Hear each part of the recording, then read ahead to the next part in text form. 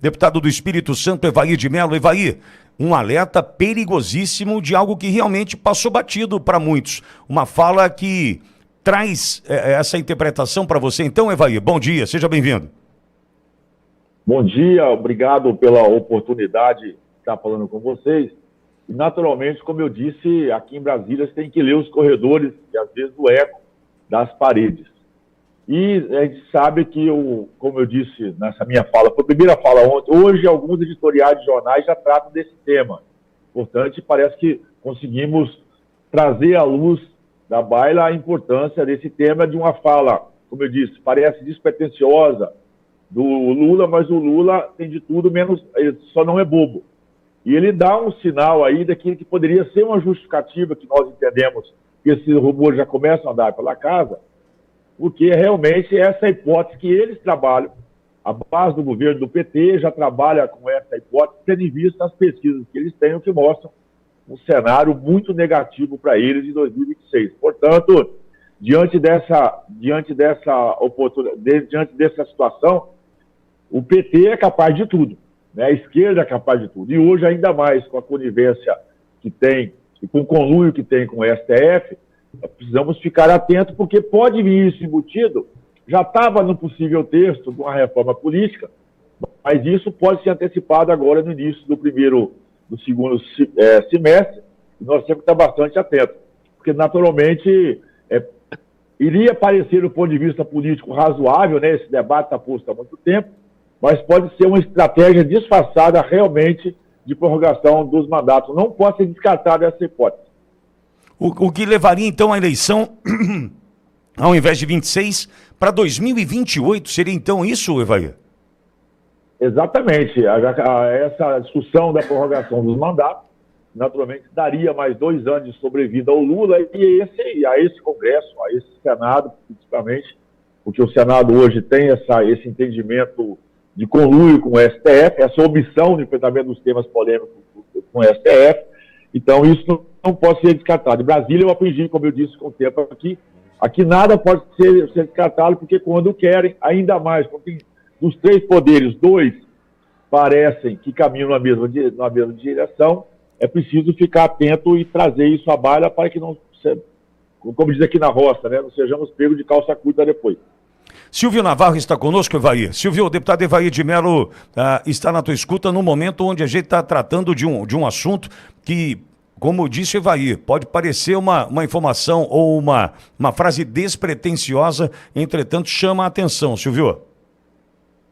Deputado, bom dia, bom revê-lo. Bom pois dia. aliás, essa frase, ela tem um contexto chavista, essa frase do Lula, porque na Venezuela o caminho foi exatamente assim, né? Olha, para que tantas eleições? E é um projeto de se perpetuar no poder.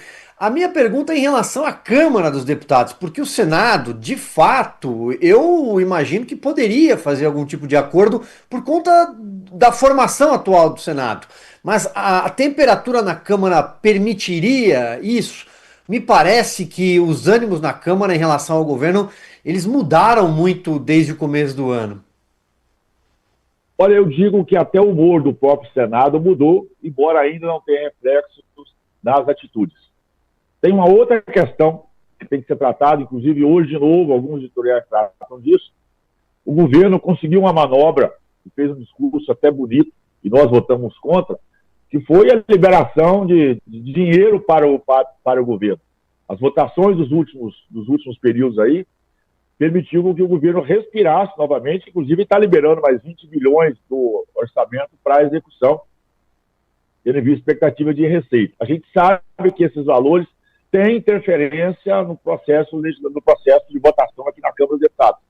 O governo, se tomar essa decisão, que você disse muito bem, o Chaves foi na mesma direção, a Venezuela foi na mesma direção, né? Começou com algo despretensioso, então essa venezualização do Brasil parece ser um indicativo deles. É preciso estar sempre atento, mas a gente alerta isso, porque naturalmente a mobilização popular, né, do setor produtivo, do setor industrial e da própria classe política é extremamente importante para que tenhamos o entendimento da gravidade disso que parece ser uma fumaça, mas o Lula, onde tem fumaça, pode ter certeza que tem fogo. E isso, claro, dado o momento que vai ter aí, do momento dessa, inclusive, esse debate da democracia, e o Lula fala uma outra frase, uma outra palavra, extremamente perigosa, que ele relativiza a palavra democracia, quando ele diz que a democracia liberal tem que ser enfrentada. Ora, não tem democracia liberal, democracia não liberal. Então ele fala isso, primeiro que o Lula não é um estudioso, né? Ele está orientado por alguém, por algum catedrático, que já está construindo uma nova narrativa. Ou seja, estão pegando a palavra democracia e estão relativizando ela, dando a ela áreas de direita e de esquerda. Porque quando você fala democracia liberal, naturalmente você remete à liberdade econômica, a ser mais liberal, que seria, em tese, e na prática, a orientação da política de direita. Então o Lula começa também a construir uma narrativa de democracia liberal. Então você percebe que até ele, juntado com isso, para poder dizer que as eleições a cada período já não mais oxigenam a democracia. E que a democracia liberal tem que ser enfrentada, isso é algo extremamente perigoso, como eu disse, não pode passar de forma despretensiosa, ele disse de uma forma despretensiosa, nós temos que ficar atentos, porque nessa sutileza, daqui a pouco vocês vão ver aí. Inclusive a própria esquerda repetindo isso, que a democracia liberal tem que ser enfrentada. Isso é, na verdade, a direita. Então, existe um arcabouço de ideias e pensamentos. Como eu disse, o Lula não é um estudioso, o Lula é pautado por algum expert, e ele tem uma facilidade de transmitir essa comunicação. Ele leva isso para os seus eventos mais populares, de forma a tentar popularizar, mas volta a dizer, além de questionar as eleições, ele sabe que, por 2026, ele começa a relativizar a palavra democracia quando ele traz esse viés de direita para a sua interpretação. Algo perigoso está no ar. O mesmo Lula, Evair, que disse há pouco que não consegue governar sem o STF, né? O Lula, na verdade, o Lula foi uma construção, né? O Lula foi levado ao poder, o Lula não venceu uma eleição. O Lula é fruto de um projeto do qual ele foi... O Lula, eu digo que o Lula é para a política brasileira, como para a política de esquerda brasileira, como o Paulo Rossi foi para a seleção italiana. O Lula estava preso, precisavam de alguém para ocupar uma posição, soltaram o Paulo Rossi e a história a gente sabe. O Lula é a mesma coisa. Portanto, o Lula ele é como se fosse alguém contratado, né? Ele cumpre missão, ele tem regras a cumprir. Diferente disso, ele pode voltar até para a cadeia, a gente espera que isso possa acontecer. Então, o Lula ele é parte, ele é objeto de um projeto que está sendo construído no Brasil de forma dos últimos 40 anos, que é essa construção ideológica da esquerda, supremacia do então, assim, são tantas questões que têm que ser enfrentadas, porque isso às vezes passa, mas olha o poderio, por exemplo, que tem o Ministério Público. Nos municípios, os prefeitos eleitos democraticamente hoje são reféns do Ministério Público, que com o discurso da moralidade, da legalidade, do zelo da coisa pública, fazem interferência direta naquilo que seria a prerrogativa dos prefeitos. Os governadores, a mesma coisa, estão reféns aí, às vezes, do judiciário. O executivo não tem opção a não ser ceder, porque foi dado tanto poder ao judiciário justamente para poder descaracterizar a importância do parlamento.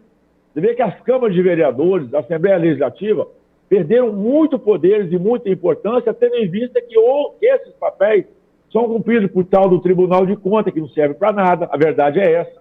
Pelo menos dos estados, né? Não serve para nada. O Ministério Público que mais para o jogo do que deixa a bola rolar, e agora o STF, né? Um negócio vergonhoso, né? Faz essa invasão sobre o Executivo, que é ser um refém, e aí começam essa ditadura, chama de ditadura da toga. Ela é disfarçada, não é uma ditadura, ela vem do ponto de vista ideológico, de direita e de esquerda, mas é uma ditadura do judiciário, que me parece eles entenderem que eles são Deus aqui na Terra. E isso encontra um governo esfacelado. O governo Lula nunca teve base aqui na casa muito sólida, e aí a gente começa a ficar indignado. É preciso fazer uma leitura minuciosa, recomendo aqui os nossos ouvintes, do voto do Fux sobre as cautelares que o Alexandre de Moraes fez sobre o Bolsonaro. Esse voto está sendo elogiado por juristas do Brasil inteiro, porque me parece um voto assim, ele consegue explicar constitucionalmente a decisão dele de votar contra a decisão do Alexandre de Moraes, que, na verdade, o Alexandre de Moraes reinventou uma segunda cautelar. O próprio Alexandre de Moraes, o próprio STF no passado, tinha falado exatamente o contrário do que o Alexandre de Moraes falou. Aí uma dúvida do mundo jurídico. Qual jurisprudência que nós vamos seguir? A primeira do passado, quando autorizaram o Lula a falar, quando autorizaram o pessoal do PCC falar, né, criminosos de série falarem, ou essa do Alexandre de Moraes agora? O próprio Alexandre de Moraes, ele vai no contraditório daquilo que ele publica nos seus próprios livros. E aí a gente começa, isso não é algo isolado. Quem deixou o Lula falar quando estava preso foi um senhor chamado Lewandowski. Lewandowski, claramente, foi aquele senhor que permitiu que a Dilma ficasse como seu direito político no processo de impeachment, e o Lewandowski, que hoje é o atual ministro da Justiça. Então você mostra que essa construção ela é de longo prazo.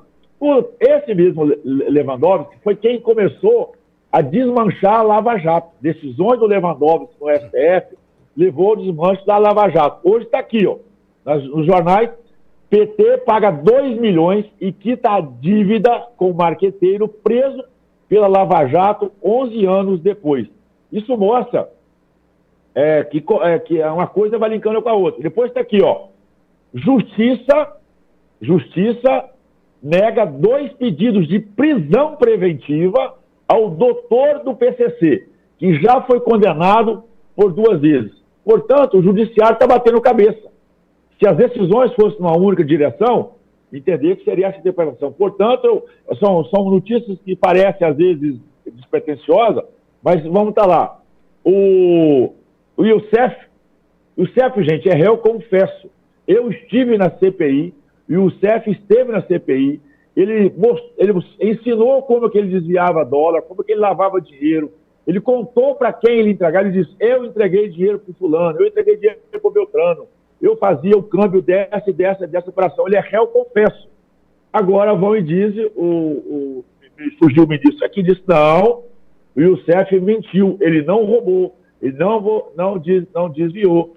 Isso é muito grave. Agora, na mesma indicação da Lava Jato, está aqui, o cara já levou 2 condenações por 2 vezes, mas a justiça se nega a dar uma prisão a esse sujeito. Então, infelizmente, é muita informação ao mesmo tempo, mas isso mostra que realmente tem um movimento conspiratório para destituir o modelo democrático que está aí e impor alguma coisa que seria uma ditadura do judiciário, que é algo gravíssimo, porque a gente sempre diria, né, vamos recorrer à justiça. Hoje, recorrer à justiça pode ser um sinal até de condenação antecipada. Evair de Mello, deputado federal do Espírito Santo, conversando mais uma vez conosco. Evair, obrigado por atender o chamado mais uma vez, Evair.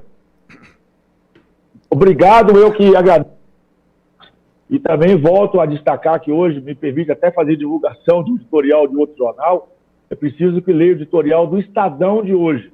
E o Estadão, pela primeira vez, se posiciona radicalmente contra e crítico a forma com que Alexandre de Moraes está conduzindo o processo de Jair Bolsonaro, mostrando a arbitrariedade, a ditadura da toga, e essas últimas intervenções dele, proibindo ele, né, de usar a rede social, de dar entrevista, é um sinal, é querer calar a oposição no Brasil começa a ser calada, e você, jornalista, inclusive, pode ser processado se, porventura, vocês publicarem em rede social as manifestações de Bolsonaro, mas pode, por exemplo, colocar num jornal impresso.